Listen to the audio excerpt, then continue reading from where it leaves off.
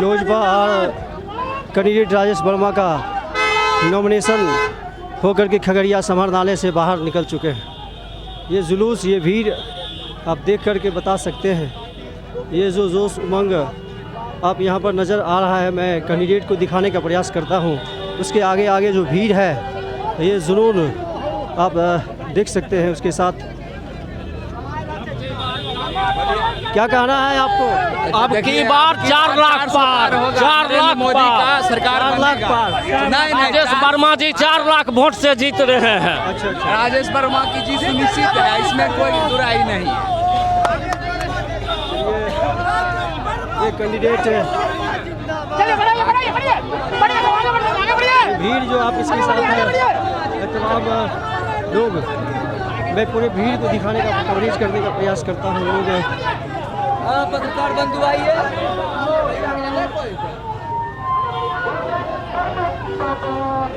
इसके पीछे और जो भीड़, पूरा भीड़ आप देख करके अंदाज़ा लगा सकते हैं कि राजेश वर्मा के पीछे जो ये हुजूम जो चल रहा है, इसको मैं आम लोगों से भी हम जानने का प्रयास करूंगा कि कहाँ से आए हैं। कहाँ से आए हैं आप? कहाँ से हैं? अरे बोलने से इसके पीछे गाड़ियों का भी काफिला आप मैं दिखा रहा हूँ। कहाँ से आए हैं? सलखुआ प्रखंड, बख्तियारपुर विधानसभा, राजेंद्र यादव मेरा नाम है। पूर्व मंडल अध्यक्ष भाजपा सलखुआ प्रखंड, विश्वश्री का उपाध्यक्ष भी थे। सरकार आप राजेश वर्मा के साथ हैं? हम राजेश वर्मा के साथ हैं। हम नरेंद्र मोदी के साथ। नरेंद्र मोदी के साथ हैं जी। नरेंद्र मोदी के नाम पर राजेश वर्मा के साथ हैं। हाँ, नरेंद्र मोदी के नाम पर राजेश वर्मा के साथ। क्या नाम है? प्रखंड उपाध्यक्ष जदयू गौरी, क्या नाम है? राजेश जायसवाल। क्या कहना है आपको? अपने कैंडिडेट के लिए कितना आश्वस्त है जीत के लिए?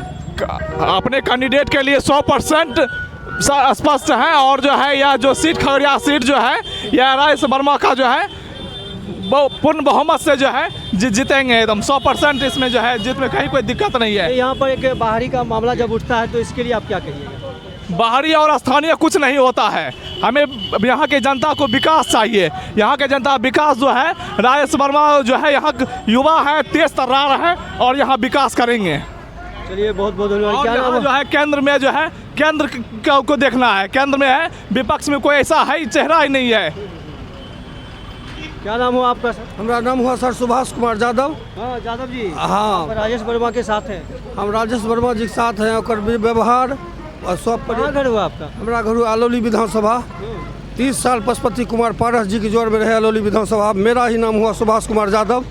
अलौली रोड, बथना, सांसी, हरिपुर, जगिया, मछरा, झकरा, पोखरा, पड्डी, उजान, बुढ़वा, वरा, पुलतोरा, गम्हरिया, चराखरा, मोहरा घाट, परास, कलवरा, रेटी, पीपरपति, अमौसी, खैरी, खुटा, अम्बा, चरुआ, चातर, संतोष, लड़ी, बगुलिया, डेहुलिया, छोटी सिमरा, बड़ी सिमरा, बुचा टोला, उखरौरा, मुजौना, बहादुरपुर, चिलकौरी, गौराचक, रहुआ, रमुनिया, सिमरा, कठौरा, बेला, बहोरा, गंगोर, तिरासी, जलकौरा, सुंठिया, राजोसी। जय श्री राम। जय श्री राम। अरे यहाँ पर राजेश वर्मा को लोग कहते हैं कि बाहरी कैंडिडेट है, तो कितना प्रभाव पड़ेगा? यहाँ बाहरी कैंडिडेट, यहाँ खगड़िया लोकसभा की जनता चाहती है विकास, शिक्षा, स्वास्थ्य, बड़ा बड़ा हॉस्पिटल यहाँ पर बनना चाहिए और मेडिकल कॉलेज यहाँ खगड़िया में होना चाहिए। इसलिए सब प्रस्ताव रखे हैं राजेश वर्मा जी को, आप ही काम कर दीजिएगा, हम लोग तन मन धन के साथ रहेंगे। एग्रीमेंट हो गया, कहीं प्रकार की दिक्कत नहीं। 5 लाख वोट से खगड़िया लोकसभा हम लोग राजेश वर्मा जी को जिताएंगे। तो पूरा यादव आपके साथ है? यादव साथ है, कोई दिक्कत नहीं है। जेपी। अच्छा। तो चलिए बहुत बहुत धन्यवाद। हम गाड़ियों का काफिला और इससे आगे जितने भी कैंडिडेट के पीछे जितने भी लोग हैं, मैंने उनको दिखाने का प्रयास किया। अपने लोगों का उनके साथ आए हुए जो समर्थक हैं, उन्होंने भी अपना जो जोश जुनून के साथ जो बताया क्या। बहुत बहुत धन्यवाद। केंद्र में जो है मोदी की सरकार है, यहाँ से जो है बिहार में 40 में 40 सीट जो है जीत के देना है और नरेंद्र मोदी के हाथों को मजबूत करना है। नमस्कार, जांच पड़ताल न्यूज के साथ में संजय कुमार कर्ण। अभी मेरी मौजूदगी JNKT मैदान में है। आज 16 अप्रैल 2024 राजेश वर्मा LJP-R के कैंडिडेट का नॉमिनेशन का कार्यक्रम होने जा रहा है। नॉमिनेशन में जो उमड़ी भीड़ है, उसकी भोजन की व्यवस्था के लिए मैं ये दिखाने का प्रयास करता हूँ कि ये पंडाल जो बना हुआ है JNKT मैदान के पश्चिमी किनारे तरफ उस गैलरी के पास है, आप लोग को देख सकते हैं। और ये स्टॉल जो बना हुआ है ये भोजन का स्टॉल है, और इस स्टॉल में आप इसके पीछे भी देख सकते हैं ये व्यवस्था जो है भोजन का मैं दिखाने का प्रयास करता हूँ कि जितने भी लोग आए हुए हैं ये सारे के सारे इस पंडाल के सामने अपना भोजन करने के लिए सब अस्त व्यस्त और मस्त, खाने में मस्त भी। और शायद नेता भी पहुंचने ही वाले हैं, लेकिन ये लोग पहले भोजन करेंगे, इसके बाद ही अपने नेता को सुनेंगे। तो ये चावल, दाल, सब्जी, ये सारी व्यवस्था है यहाँ। ये लोग आप देख सकते हैं प्लेट लेकर के महिलाएं, पुरुष, बच्चे जितने भी हैं ये सारे के सारे भोजन करने के लिए तैयार। और इधर बैठ कर के वो तमाम लोग भी धीरे धीरे जो है सो भोजन, बच्चे लोग भी ये पूरे देख सकते हैं गैलरी पर बैठ कर के। और कहाँ घर हुआ आपका? बकिया हुआ। कहाँ? बकिया बकिया बकिया। बकिया कौन विधानसभा में पड़ता है? हम विधानसभा पढ़ते हैं।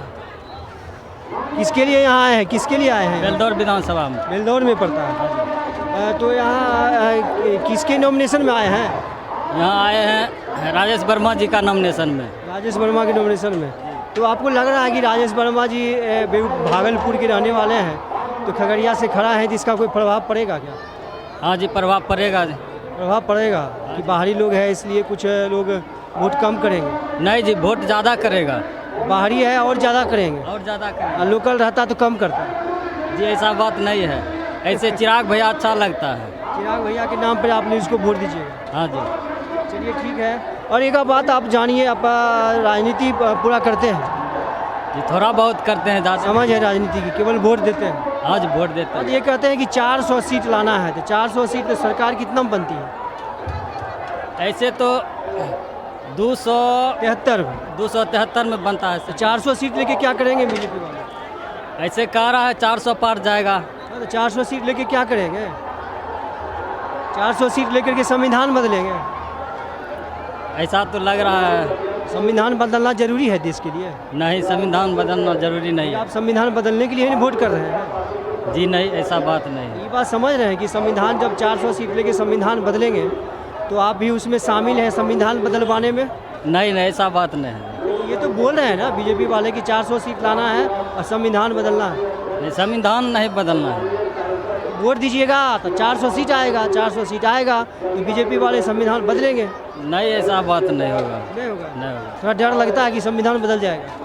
नहीं, संविधान नहीं बदलेगा। काहे नहीं बदलेगा? 400 सीट आएगा तो उसका मन जो होगा करेगा? नहीं, वो थोड़ी करेगा। काहे नहीं करेगा? वोट दे दीजिएगा तो इसके बाद क्या कर लीजिएगा उसका? वैसा बात नहीं होगा। चलिए, आप जो भी हो आप अपना वोट देते हैं, संविधान बदले कुछ भी हो उससे कोई फर्क नहीं पड़ता? नहीं, कोई फर्क नहीं पड़ता। हम तो सिर्फ चिराग भैया को खाली हम वोट देना है, चिराग भैया को देना है। चलिए, संविधान बदले या कुछ भी हो, अगला सीएम चिराग भैया को बनाना है। चलिए ठीक है, बहुत बहुत अच्छा। और हम दिखाने का प्रयास करते हैं लोगों का जो है सो एक माथे पर क्या कहते हैं, मन में जो एक बसा हुआ है बात, हमको वोट देना है अपने समर्थकों को, लेकिन संविधान बदले कुछ भी हो, बीजेपी वाले का कहना है कि 400 सीट लाना है। तो हम दिखाते हैं और भी जो नेता आए हुए हैं उसके भीड़ को भी हम दिखाने का प्रयास करते हैं, तब तक बने रहें। और आप देख रहे हैं कि उपेंद्र कुशवाहा मंच से भीड़ को संबोधित कर रहे हैं। तमाम भीड़ शांति से सुनने का प्रयास कर रहे हैं अपने नेता को। पहली बार 2014 और मैं भीड़ को दिखा रहा हूं। घूम रहे थे, उस वक्त भी उन्होंने बहुत सारे वादे किए। 2019 के चुनाव के पहले भी बहुत सारे वादे किए।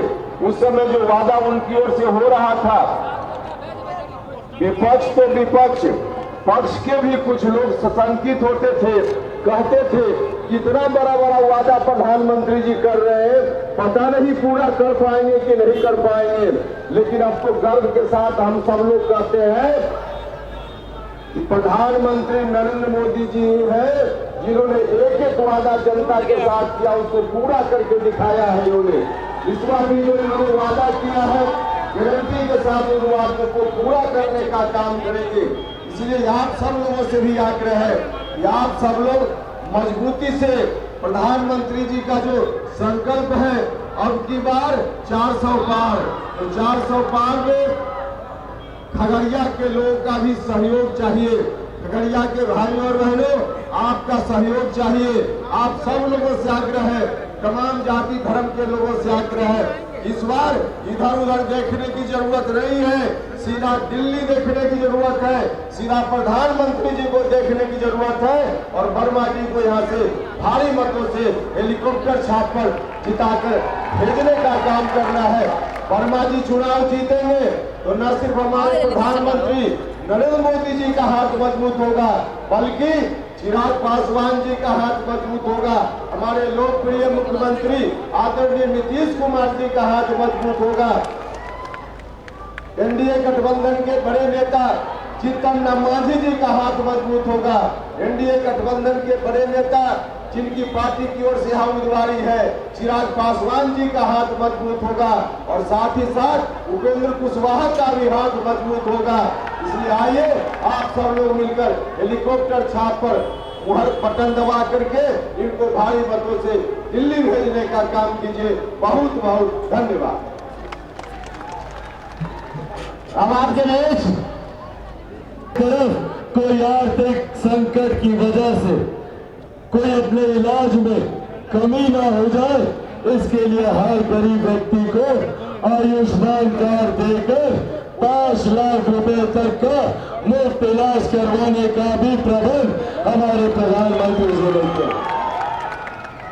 दुनिया की सबसे बड़ी गरीब कल्याण की योजना, जिसका श्रेय मेरे नेता, मेरे पिता और खगड़िया के पुत्र आदरणीय रामविलास पासवान जी को भी जाता है। उन्होंने प्रधानमंत्री गरीब जन कल्याण अन्न योजना के माध्यम से उन्होंने देश में 81 करोड़ लोगों को मुफ्त में राशन देने का कार्य करवाया।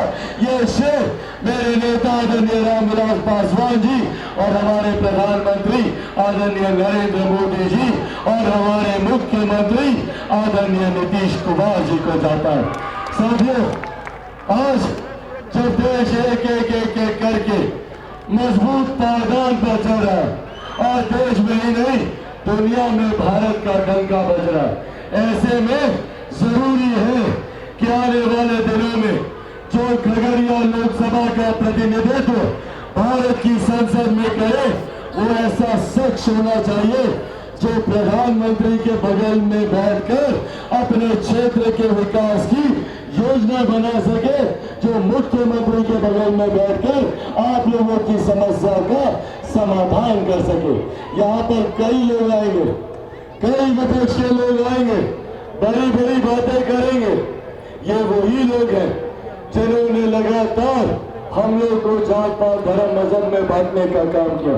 ये वही लोग हैं जिनके शासनकाल में जब इनके खुद के परिवार के लोग बिहार प्रदेश के मुख्यमंत्री थे, तो इन लोगों के शासनकाल में हम लोगों की पीढ़ी को अपना प्रदेश छोड़कर दूसरे प्रदेशों में जाना पड़ा। कहीं हम लोग दिल्ली गए, बेंगलोर गए, गुरुग्राम गए, नोएडा गए, और आज 2-3 पीढ़ी हम लोग की हमारे प्रदेश से बाहर है। इसके जिम्मेदार यही लोग हैं। वही 90 का दशक था जब सबसे ज्यादा देश में पलायन हुआ, हमारे बिहार में पलायन हुआ, जब बिहार के लोग मजबूर हुए। आज भी हमारे बच्चे कोटा जाकर पढ़ाई कर रहे हैं, ये इन्हीं लोगों की देन है, क्योंकि इन लोगों ने कभी बिहार को आगे नहीं बढ़ने दिया।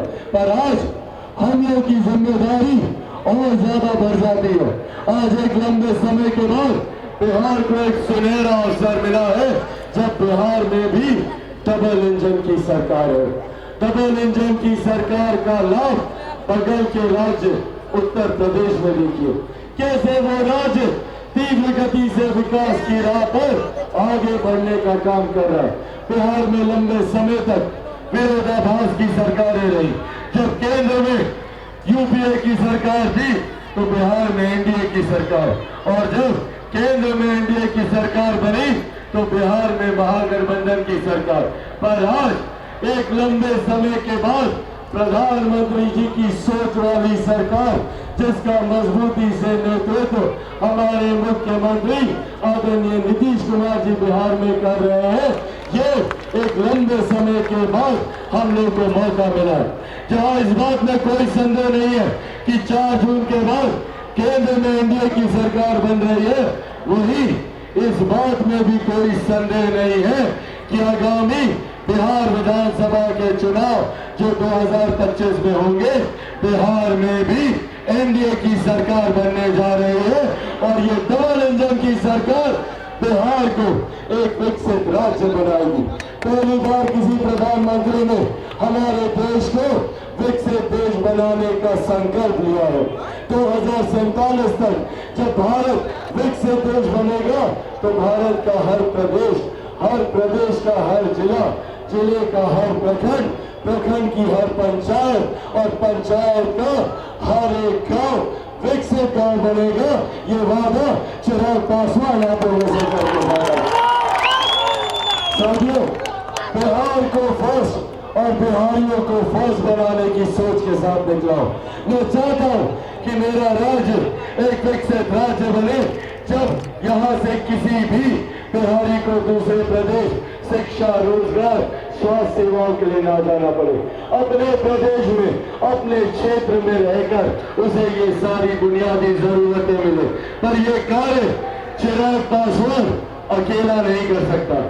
चिराग पासवान को, हमारे प्रधानमंत्री नरेंद्र मोदी जी को, हमारे मुख्यमंत्री आदरणीय नीतीश कुमार जी को, राष्ट्रीय लोक मोर्चा के राष्ट्रीय अध्यक्ष आदरणीय उपेंद्र कुशवाहा जी को, हिंदुस्तानी अवाम मोर्चा के अध्यक्ष आदरणीय जीतन राम मांझी जी को, हम सबको जरूरत है आप सबके साथ की, आप सबके सहयोग की।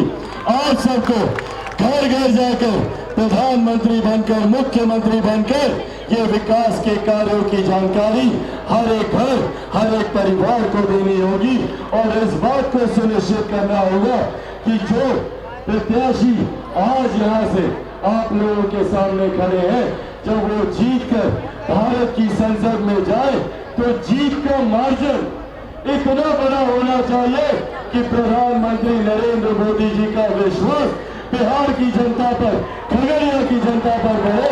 इन लोगों ने जिताकर एक सांसद को भेजा और जो लोग गाहे बगाहे कहते हैं कि प्रत्याशी बाहरी है, आप बताइए चिराग पासवान बाहरी है क्या? चिराग पासवान बाहरी है क्या? मेरे पिता का जन्म यहाँ पर हुआ, मेरा बचपन इस धरती पे गुजरा, तो ऐसे में जब चिराग पासवान बाहरी नहीं तो मेरा छोटा भाई राजेश वर्मा कहां से बाहरी है? भाई लगता है कि नहीं लगता है? शक्ल मिलती है कि नहीं? तो जब चिराग पासवान बाहरी नहीं तो राजेश भी बाहरी नहीं है। आप लोगों को सिर्फ रामविलास पासवान जी को, प्रधानमंत्री जी को, मुख्यमंत्री जी को, चिराग पासवान को सोचकर आप लोगों को मतदान देना है। आप लोगों को यहाँ से राजेश वर्मा नहीं, चिराग पासवान खुद यहाँ से चुनाव लड़ा और एक और भारत माता की, भारत माता की जय जय श्री राम, जय जय श्री राम। आज राजेश वर्मा जी के नामांकन के शुभ अवसर पर इस मंच पर उपस्थित लोजपा रामविलास के राष्ट्रीय अध्यक्ष चिराग पासवान जी, इस मंच पर उपस्थित हमारे बड़े भाई और राष्ट्रीय लोक मोर्चा के राष्ट्रीय अध्यक्ष आदरणीय उपेंद्र कुशवाहा जी, आदरणीय रामनाथ ठाकुर जी, यहाँ के लोकप्रिय विधायक आदरणीय पन्नालाल पटेल जी, माननीय विधायक और भाई हमारे डॉक्टर संजीव जी, पवन जायसवाल जी, ललन पासवान